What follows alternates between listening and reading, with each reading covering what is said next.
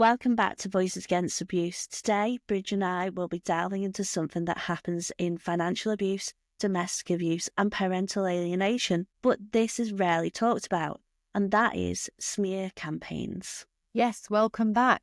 These campaigns aren't just petty gossip, though. They are strategically calculated and designed to destroy reputations, isolate victims, and solidify an abuser's control. And I know this firsthand because I've been the target of one myself. Sarah, this is also something we've touched on in a different way before, but we've never really dug into how critical it is in financial abuse, right? Yeah, and the more I've learned, the more I've realised how easy these tactics go unnoticed, especially by professionals who aren't trained to spot them. Abusers are masters of manipulation. They use these smear campaigns to rewrite the narrative and often make the real victim look like the problem. So, Bridge, let's start with how smear campaigns begin. The setup phrase, I guess, is a good place to start because a smear campaign doesn't just happen overnight. They're drawn out, calculated, and often start long before anyone even realises. Exactly. And in my case, it started with control over my mother's digital presence. Her abuser, her own son, had already secured control over her entire online identity. He was the domain owner, had access to her emails and Facebook, and could curate exactly what the outside world saw. He set up accounts in her name and posted as if he were her, painting a picture of happiness and care when the reality was anything but. And while doing this, he was slowly grooming those around her. That was including myself through love bombing and strategic manipulation. Sarah, you've seen this type of pre-planning before in other forms of abuse, right? Sadly, I have.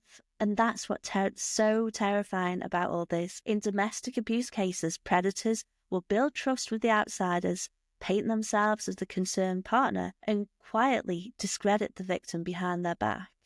Exactly. And once they've laid the groundwork, the real attack starts to begin. Bridge, this happened to you. So can we talk about the smear campaign in action and the process of turning people against you? Yes, sure.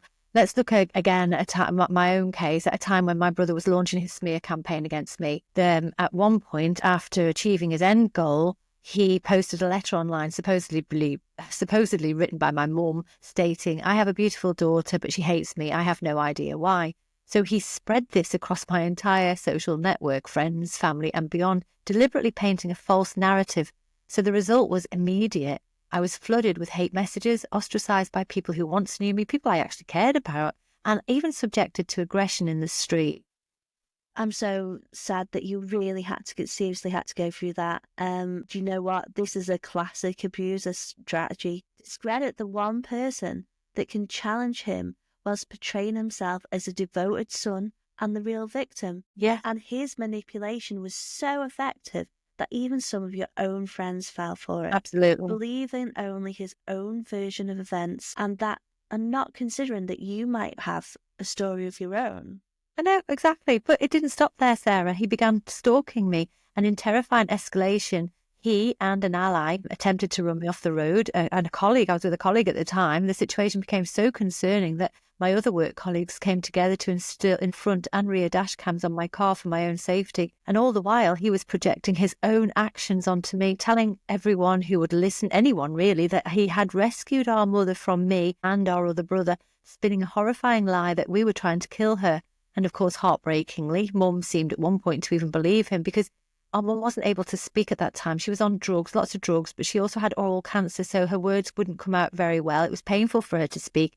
And so instead, she wrote everything down. And Anthony used this as a great opportunity, especially during her most confused states. So, Sarah, what's your take on why normal people seem to fall for this sort of so easily?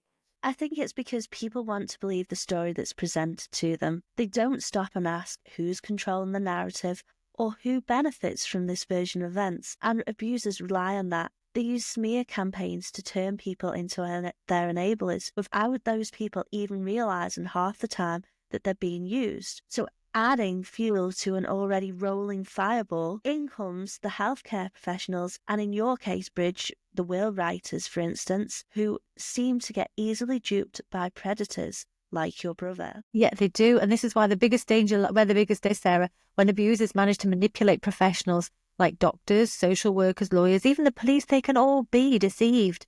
We've talked about this before, about how abusers can game the system, but what's one of the biggest mistakes professionals make when faced with smear campaigns? Yeah, we have indeed. And the biggest mistake are that these professionals simply don't question the source. Some will see a well-spoken, characteristic person who appears to be calm, rational, while the victim is upset, emotional, or defensive, and assume the calm person is telling the truth. And that's exactly what happens, isn't it? The abuser has already discredited the victim. They've positioned themselves as the reasonable one and made sure that the victim is too isolated to even fight back.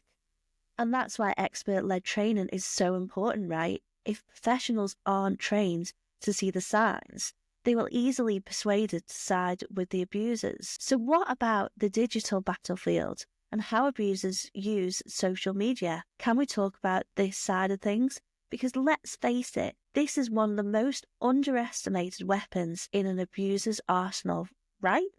Well, yeah, isn't it just so? So, for example, again, we're going back to my case again, but my brother used our mother's Facebook to spread his narrative. He posted updates pretending to be her, writing in a way that she never would or could have done. He even staged moments, like there was one instance where he put magnetic letters on his fridge and took a picture of it, posted it all over social media, and it was praising a hospice nurse in his way with She Rocks or something like that. I can't remember now, but to bring her into the fold of enablers.